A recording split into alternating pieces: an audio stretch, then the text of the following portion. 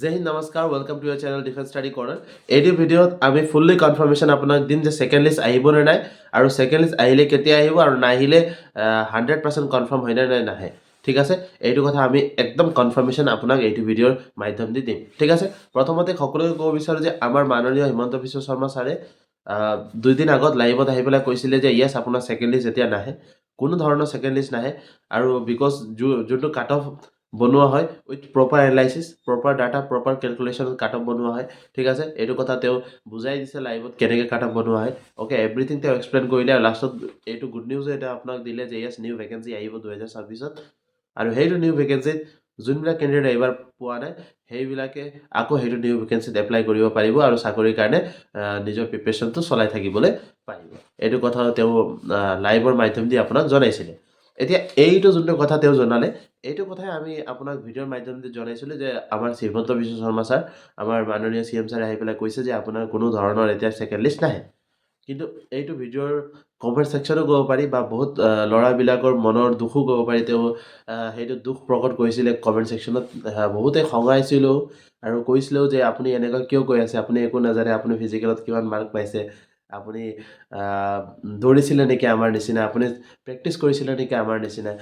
আপুনি কেনেকৈ এনেকুৱা কথা ক'ব পাৰে যে ছেকেণ্ড লিষ্ট নাই। প্ৰথমতে সকলোৱে ক'ব বিচাৰোঁ ভাইটি, ময়ো চাকৰি কৰি থকা মানুহ, মই আপোনাৰ নিচিনাই দৌৰিছিলোঁ, মই আপোনাৰ নিচিনাই প্ৰেক্টিচ কৰিছিলোঁ, মই আপোনাৰ নিচিনাই ষ্ট্ৰাগল কৰিছিলোঁ, আপোনাৰ নিচিনাই কষ্ট কৰিছিলোঁ। সেইকাৰণে আপোনাৰ কষ্ট সকলোৰে মই বুজোঁ। আৰু মই এনেই নদৌৰাকৈ পোৱা মানুহ নহয়, মই বহুত ধৰণৰ এক্সাম দিছোঁ। মই যদি আপোনাক ক'বলৈ যাওঁ এতিয়া কোৱাটো ডাঙৰ হ'ব, কিন্তু মই এতিয়ালৈকে আপোনাৰ 5টা বা 6টা এক্সাম ক্ৰেক কৰি থৈছোঁ। চ' টাফ এক্সাম। চ' সেইটো বিষয়ে আমি এতিয়া কথা নাপাতোঁ। বাট য়েছ, মই ক'ব বিচাৰোঁ যে আপোনাৰ যোনটো কষ্ট আছে সেইটো চবতকৈ বেছি বুজিব পৰা ময়ে থাকিম। বহুত ইউটিউবাৰ আপুনি পাই যাব যোনে এক্সাম কেতিয়াও দিয়া নাই, বাট য়েছ ইউটিউবত ভিডিঅ' বনাই আছে ৰিগাৰ্ডিং দিছ, আৰু সিহঁতে আপোনাৰ বিষয়ে ইমান ভালকৈ বুজিব নোৱাৰিব যোনটো লিমিটত মই বুজিবলৈ পাৰিম। বিকজ ময়ো এসময়ত কেণ্ডিডেট আছিলোঁ, আৰু ময়ো আপোনাৰ ধৰণে প্ৰেক্টিচ কৰিছিলোঁ, আপোনাৰ ধৰণে কোনোবা এটা মোৰ নিচিনা ইউটিউবাৰক চাই আছিলোঁ। কাৰণ ইনফৰ্মেশ্যন লাগে,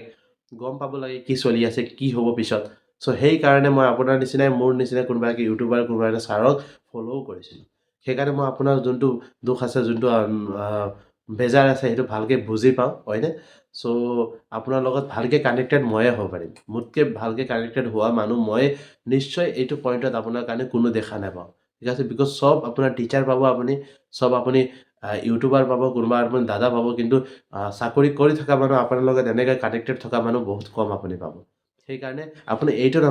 নাভাবিব যে মই আপোনাৰ কাৰণে কিবা এটা বেয়া কৈ আছোঁ বা বেয়া ভাবি পেলাই গৈ আছোঁ। সেইটো কেতিয়াও নহয়। মই আপোনাক অন পইণ্ট ইনফৰ্মেশ্যন দিওঁ, যোনটো হয়, যোনটো সঁচা। মিছা কৈ পেলাইতো একো লাভ নাই। ঠিক আছে, ভিউচৰ কাৰণে আমি ভিডিঅ' নবনাওঁ, সেইটো একদম মিছা কথা, মিথ্য কথা। ভিউচৰ কাৰণে ভিডিঅ' বনালে ফ্ৰীত আপোনাক ইউটিউবত পঢ়াই নাথাকিলেও হয়। আপোনাৰ কাৰণে ই বুক ডিজাইন কৰি পেলাই, যোনটো আমাৰ পিছফালে বেকএণ্ডত ইমান ৰিচাৰ্চ হৈ পেলাই, ইমান আমি কষ্ট কৰি পেলাই, ইমান পইচা খৰচা কৰি পেলাই আপোনাৰ ই বুক বনাই পেলাই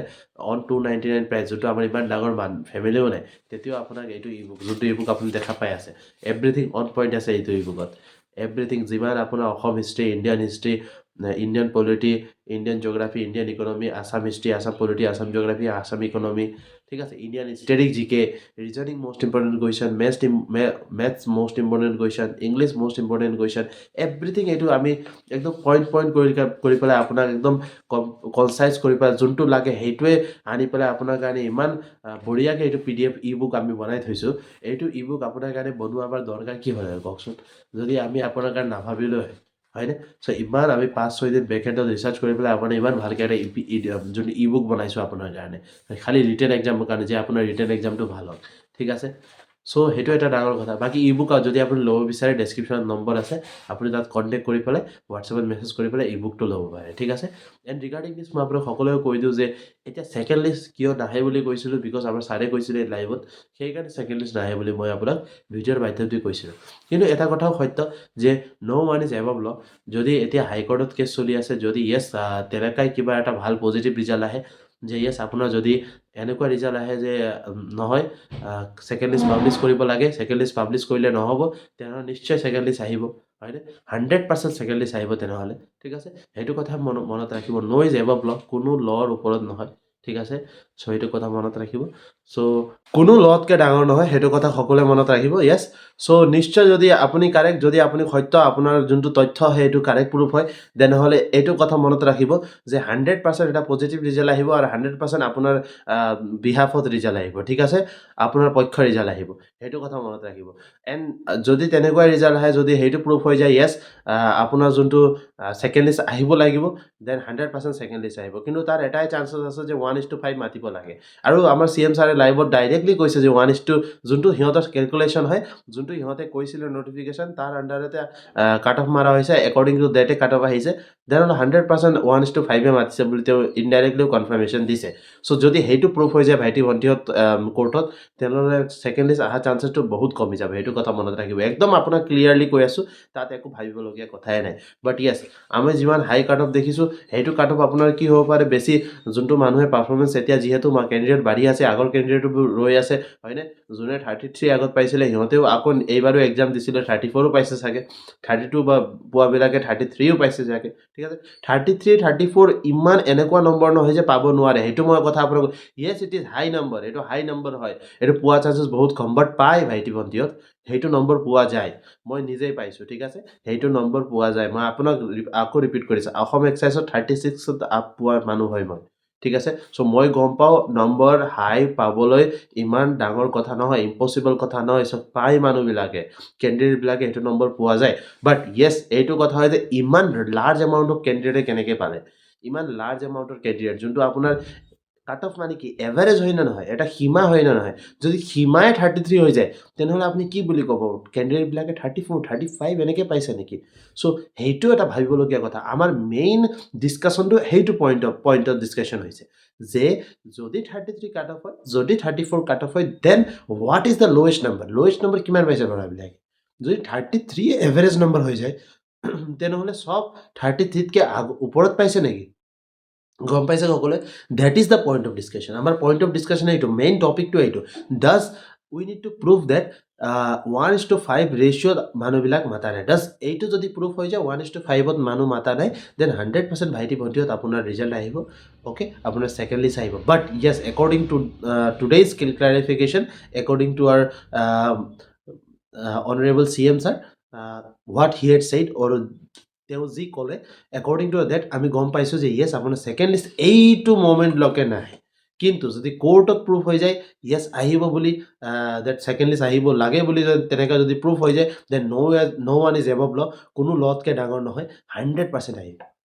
ঠিক আছে সেইটো কথা আপোনাক সকলোকে কনফাৰ্মেশ্যন মই দিলোঁ ভিডিঅ'ৰ মাধ্যম দি চ' এতিয়া ভয় কৰিবলগীয়া একো নাই একদম বঢ়িয়াকৈ পঢ়ি থাকক এতিয়ালৈকে নাম আহে নাই যদি তেতিয়ালৈকেও পঢ়ক ঠিক আছে পঢ়াটো পঢ়ি থাকক পঢ়া এনেই নাযায় যদি এইবাৰো নাহে নেক্সট টাইম হ'লেও আহিব যোনবিলাকে কৈ আছে ছাৰ মোৰ এজ নাই আপুনি কি এইবিলাক কৈ আছে মোৰ এজ নাই মই কেনেকৈ দৌৰিম নেক্সট টাইম আৰে মই আপোনাক কৈ আছোঁ কনষ্টেবল এটা জব আপোনাৰ কাৰণে নহয় যদি আপোনাৰ কনষ্টেবলত এজ হোৱা নাই বেলেগ এটা এক্সাম দিয়ক না আপুনি নোৱাৰিব নেকি লাইফত এটাই এম নাথাকে লাইফত এটাই ৰাস্তা নাথাকে বিভিন্ন ৰাস্তা আপুনি বিচাৰি পেলাই পাব ঠিক আছে সেইটো কথা মনত ৰাখিব এটাই এম যদি লৈ পেলাই বহি থাকে আপোনাতকৈ ডাঙৰ বুৰ্বক কোনো নাই চিধা কথা আপোনাতকৈ ডাঙৰ বুৰ্বক কোনো নাই যদি এটাই এম আপুনি লৈ বহি আছে প্লেন এ কেতিয়াও হ'ব নালাগে plan B plan C plan D হ'ব লাগে এ নহ'লে বি ল'ম বি নহ'লে চি ল'ম চি নহ'লে ডি ল'ম সেইটো কথা মনত ৰাখিব চ' নিজক সদায় এনেকৈ শ্ৰেষ্ঠ কৰি ৰাখক যে আপুনি যোনটো পাথত যায় সেইটো পাথতে আপুনি ছাকচেছটো পায় কথা মনত ৰাখিলে বিফলতা সফলতাৰ বন্ধু মই আগৰ পৰা কৈ আছোঁ success is the friend of failure মানে যে যোনটো সময়ত আপুনি বিফলতা পাব তাৰপিছত সফলতাও আপুনি পাব ফেইলিয়াৰ পোৱাৰ পিছত ছাকচেছো পাব এইবাৰ যদি ফেইল হৈছে নেক্সট টাইম ছাকচেছ পাব ষ্টাৰ্টিঙৰ পৰা কৈ আছোঁ মিছা কথা নহয় বা এইটো এনেই বকি থকা কথা নহয় এইটো কথা মনত ৰাখিব একদম ক্লিয়াৰলি আপোনাৰ লগত কোৱা কথা হয় ঠিক আছে চ' এইটো ভিডিঅ'ত আপোনালোকে এইটো কথাই শ্বেয়াৰ কৰিবলগীয়া আছে এভৰিথিং আপোনাৰ লগত শ্বেয়াৰ কৰিছোঁ মই পইণ্ট টু পইণ্ট শ্বেয়াৰ কৰিছোঁ বাকী যোনবিলাক কেণ্ডিডেটে ৰিটেনৰ কাৰণে পঢ়ি আছে আৰু ই বুকটো ল'ব বিচাৰে then this is the ebook Assam police selection ebook everything point to point আপুনি পাই যাব বাহিৰত বিচাৰিবলগীয়া একো নহ'ব যোনবিলাক ইয়াত পাব সেইটো পঢ়িলেই হৈ গ'ল ঠিক আছে সেইটো কথা মনত ৰাখিব বাকী যদি ল'ব বিচাৰে ই বুক ডেছক্ৰিপশ্যনত হোৱাটছএপ নম্বৰ আছে তাত মেছেজ কৰিলে আপুনি ই বুকটো পাই যাব জয় হিন্দ জয় ভাৰত